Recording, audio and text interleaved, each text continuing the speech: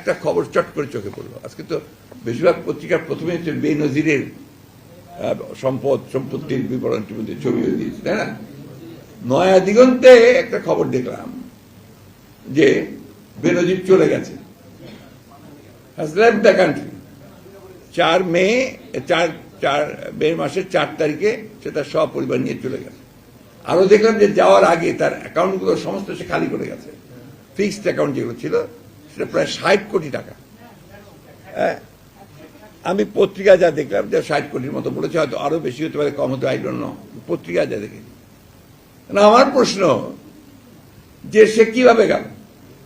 এই যে আপনার তারা বেনজিরকে বললো যে তার সম্পত্তি আমরা ক্রোক করছি, আদালত থেকে বলালো, তাকে মামলা করেছে, দুদক থেকে মামলা করেছে, সে তাকে কোথাও যেতে দেওয়া হবে না, এসব কথা বলা হলো।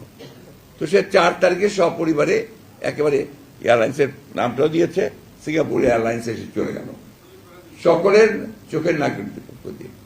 তাহলে এই যে কথা বলছেন যে কেউ ভাগ ছাড় পাবে না, আমরা সবাইকে বিচার করি, সবাই, এটা কি আপনার মানুষকে আহম্মক মনে করেছেন? বাংলাদেশের মানুষকে, বাংলাদেশের মানুষ তো আহম্মক না, সবাই বোঝে যে এগুলো হচ্ছে আপনাদের সমস্যা, লোক দেখানো, প্রতারণা, যেভাবে এখন পর্যন্ত প্রতারণা করে আপনারা দেশ শাসন করছেন। বন্ধুগণ, এক বেনজির নয়, আমি সেদিনও বলেছি, এক আজিজ নয়, এরকম অসংখ্য আজিজ আর বেনজির তারা তৈরি করেছে। আজকে আমাদেরকে সবসময় মনে রাখতে হবে, এরা বাংলাদেশটাকে একটা লুটের সাম্রাজ্যে পরিণত করেছে, লুটপাট, বর্গির দেশ তৈরি করেছে। এখান থেকে আমাদেরকে দেশকে বের করে আনতে হবে।